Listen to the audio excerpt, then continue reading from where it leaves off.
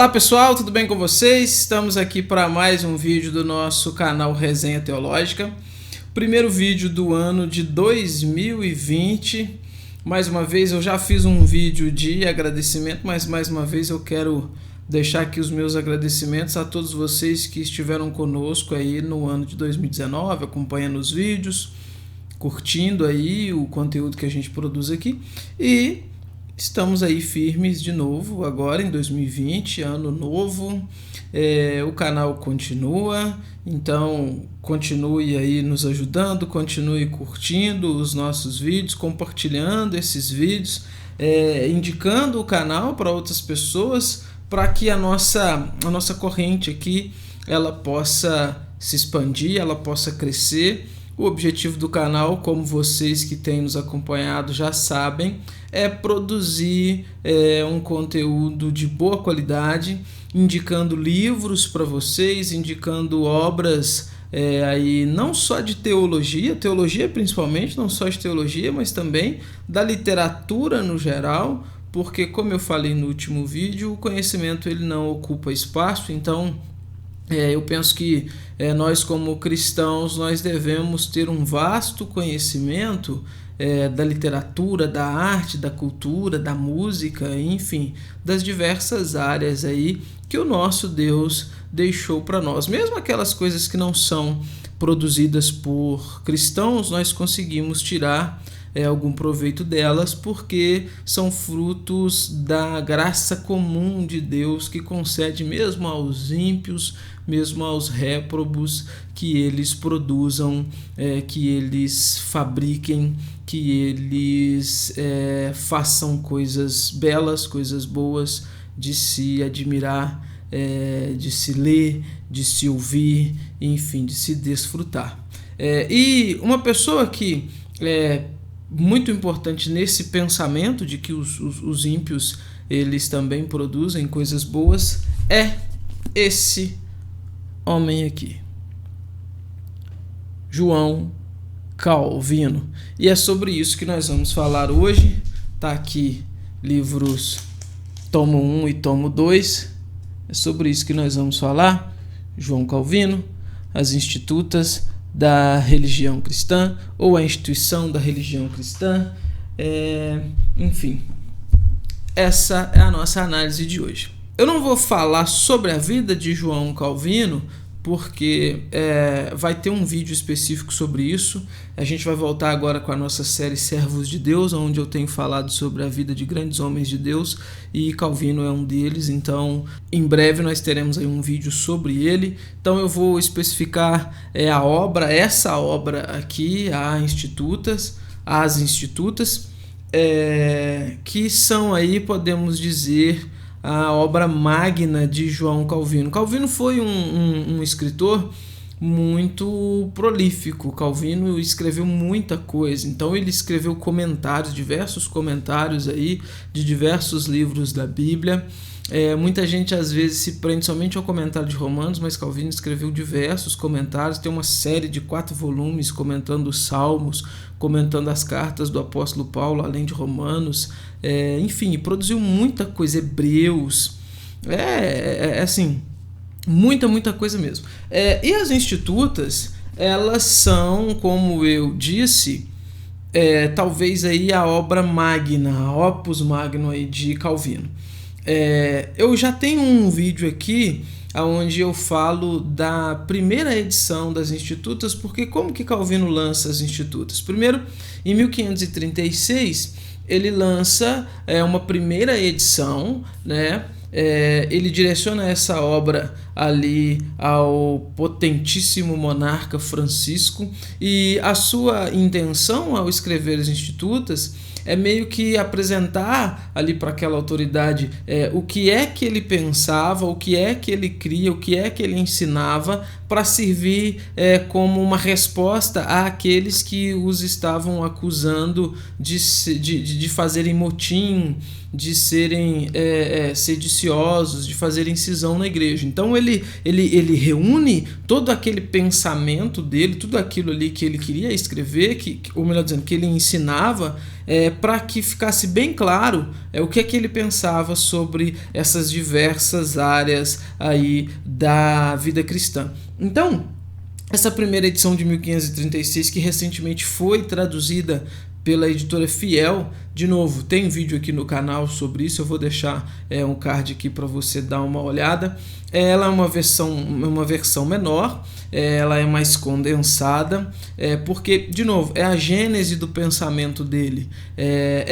Depois disso, então, as institutas vão passar aí por cerca de 9 edições, e essa edição aqui, lançada pela Unesp aqui no Brasil, é a edição definitiva de 1559. Nós ainda temos outras 2 traduções dessa mesma obra lançadas aí pela Cultura Cristã. Cultura Cristã eu tenho certeza que fez uma, outra eu não me lembro, mas acho que as 2 sim, são sim da Cultura Cristã.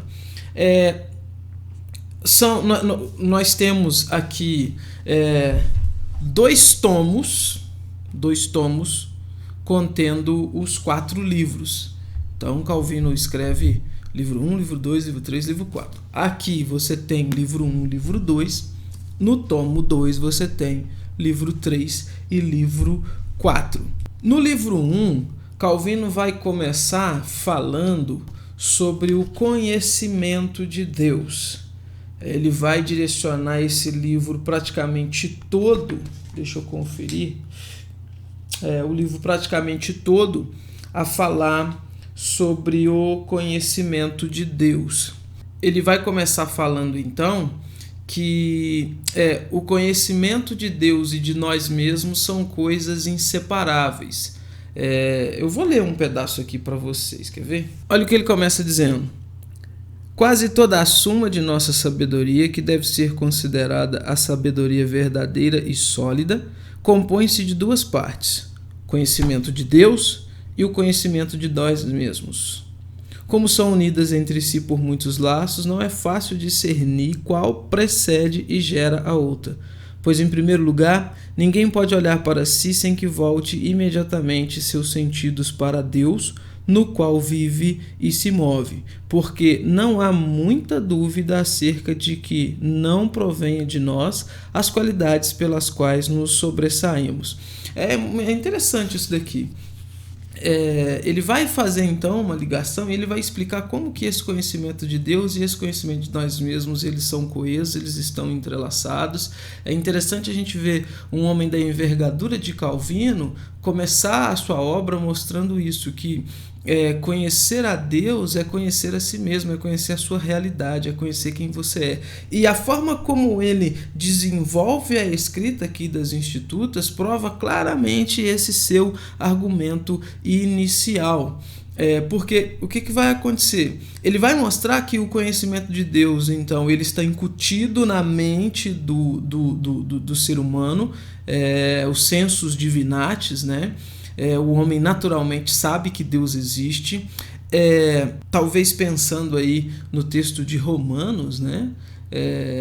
Mas enfim, ele vai trabalhar essa questão e ele vai seguir desenvolvendo então. E olha de novo, eu quero ler uma outra parte aqui, quando ele fala então sobre essa questão de que o conhecimento de Deus está incutido na mente dos homens. Olha o que ele diz: está fora de discussão que é inerente à mente humana, certamente por instinto natural, algum sentimento da divindade. A fim de que ninguém recorra ao pretexto da ignorância, Deus incutiu em todos uma certa compreensão de sua deidade, da qual, renovando com frequência a memória, instila de tempos em tempos novas gotas, para que quando todos, sem exceção, entenderem que há um Deus e são sua obra, sejam condenados por seu próprio testemunho, por não o cultuarem e não consagrarem a própria vida à vontade dele. Então, para Calvino, é muito forte essa questão de que o homem tem esse senso. Ele diz aqui mais abaixo que está inscrito no coração de todos um sentimento de divindade. Ele vai trabalhar que a idolatria talvez é uma prova disso, né? Porque o homem Seu coração é uma fábrica de ídolos porque ele sente essa necessidade, ele tem essa percepção de que existe algo fora dele que é maior do que ele e que deve ser adorado, e às vezes ele direciona isso de uma forma errada para ídolos, né, para outros deuses que, como diz o texto sagrado, não são outros deuses coisa nenhuma, são demônios. A partir do capítulo 6, ele vai começar a falar da escritura, das escrituras sagradas. E ele vai mostrar que as escrituras sagradas são necessárias como guia e mestra para se atingir o Deus Criador. Então, olha só, você conhece, vamos pensar de forma linear, né? Você conhece a Deus, e conhecer a Deus é conhecer a si mesmo, conhecer a sua pecaminosidade, a sua necessidade de Deus, de um Salvador. Você está incutido na mente do ser humano, no ser humano, holisticamente, a existência de Deus. E somente a Escritura Sagrada revela Deus para esse ser humano de forma satisfatória, de forma plena. Somente a Escritura Sagrada é guia e é mestra para mostrar para esse homem a vontade de Deus. Então ele vai falar então sobre a Bíblia, sobre a Escritura Sagrada, sobre como que a Escritura Sagrada mostra Deus como o Criador de todas as coisas, Deus como aquele que rege tudo isso. Lá no 13, ele vai apresentar então esse Criador, esse Deus que é revelado pela Escritura, esse Deus que é necessário para o homem, esse Deus que o homem tem esse senso já inerente dele. Ele vai mostrar que esse Deus é um Deus trino. E é fantástico perceber esse caráter bem ortodoxo de Calvino. Calvino dialoga de uma forma muito perspicaz com os pais da igreja. Então a gente vê que ele não está trazendo coisas novas, vamos dizer assim. Ele está simplesmente afirmando aquilo que a ortodoxia da igreja já vem afirmando aí há cerca de 10, 11 séculos, né, de distância entre ele escrevendo e os pais da igreja ali também escrevendo as suas obras. Ele fecha o livro 2, então, aí dentre os seus vários assuntos, falando sobre a criação do homem, falando sobre a malignidade dos ímpios e de como que Deus usa isso para fazer cumprir os seus propósitos, ou seja, como que Deus usa essa maldade dos ímpios para que os seus desígnios se cumpram dentre essa sociedade, dentre essa humanidade. Uma coisa que é importante ressaltar é o seguinte: por mais que essa tradução da Unesp seja uma tradução mais, vamos dizer assim, de mais fácil leitura, seja uma tradução bem popular, vamos dizer assim, você ainda tem muitos termos aqui que vão gastar aí um dicionário, talvez dar um Google aí, ou ter um dicionário ali do lado para você ir consultando. Eu fiz questão de, durante a minha leitura, marcar aqui palavras difíceis, palavras, vamos dizer assim, não tão comuns ao nosso vocabulário, né? Talvez porque meu vocabulário seja meio pobre, mas, por exemplo, ele vai usar palavras aqui como equânimes, opúsculo. Opúsculo é até tranquilo, né? Mas, por exemplo, pós-limínio, incólume, frígira, ariete também é fácil. Mas enfim, se você joga RPG, você sabe o que é um ariete. Se você já leu O Senhor dos Anéis, você sabe o que é um ariete. Se você vê filme da era medieval, você sabe o que é um ariete. Ele vai usar palavras como dileção e tal. O que eu geralmente faço, para as pessoas aí que às vezes pedem dicas aí de estudo, eu faço isso daqui, olha só. Vou tentar mostrar para vocês. Deixa eu sumir aqui, parece. Tá vendo? Eu risco a palavra, aí vou lá do lado e coloco aí o significado dela. Porque toda vez que eu ler, eu já sei. E isso ajuda a enriquecer o vocabulário também. Cada vez que você vai passando aqui, você vai vendo a palavra, vendo o significado ali, enfim. Só um comentáriozinho sobre a parte técnica da obra em si. No livro 2, o que Calvino vai fazer? Enquanto nesse livro 1, então ele fala sobre o conhecimento de Deus, Criador, Deus Redentor, ele fala sobre a Escritura, que é a forma plena de se revelar a Deus, ele fala sobre a pecaminosidade, essas coisas. No livro 2, ele vai começar falando sobre o conhecimento do Deus Redentor. E é interessante perceber que ele vai mostrar que esse caráter redentor, então, de Deus em Cristo, ele já é revelado no Antigo Testamento, pelos profetas, pelos escritores do Antigo Testamento, porém, a forma plena dessa revelação redentiva, ela se dá no Novo Testamento. Ele deixa isso bem claro aqui no seu escrito. Aí ele segue nessa espiral, falando de queda, falando que a queda então resulta aí na depravação total. Capítulo 2, ele vai dizer que pelo fato de ter havido essa queda, que essa queda então resultar nessa depravação total, o homem então ele fica submetido à escravidão do pecado. Ele vai falar que tudo que o homem faz, tendo então essa natureza caída, essa natureza pecaminosa, merece a condenação, é passível aí da condenação de Deus. No capítulo 6, ele vai introduzir a ideia de que só em Cristo, então, há a redenção para esse homem perdido. De novo, vamos pensar, ele a meu ver, ele trabalha com uma linearidade: queda, depravação total, merecimento de punição, redenção somente em Cristo. Uma coisa vai trazendo o outro, uma coisa vai puxando a outra dentro aí dessa estrutura mesmo que ele está escrevendo, pensando aí talvez, e aqui vem uma discussão aí entre alguns, pensando aí talvez numa estruturação igual uma teologia sistemática. Aí tem alguns que defendem que as institutas é teologia bíblica, outros defendem que é teologia sistemática, enfim. A partir do capítulo 12, Calvino vai começar falando então sobre a necessidade da encarnação de Cristo. Eu quero ler aqui para vocês, porque eu acho muito interessante isso que ele fala. O título do capítulo é: para exercer seu ofício de mediador foi preciso que o Cristo fosse feito homem. E a cristologia de Calvino é uma coisa fantástica. Presta atenção. Foi sobremaneira necessário que aquele que haveria de ser nosso mediador fosse verdadeiro Deus e verdadeiro homem. Se indagar acerca da necessidade, certamente não foi simples nem absoluta, como se costuma dizer, mas emanou de um decreto celeste, do qual dependia nossa salvação. Tudo o mais que nos era útil e bom estabeleceu o Pai Clementíssimo, como nossas iniquidades interpuseram-se entre nós e ele, tal qual nuvens que nos afastassem irrevogavelmente do reino dos céus, ninguém, a não ser aquele que a ele alcança, poderia ser um intérprete para a restituição da paz.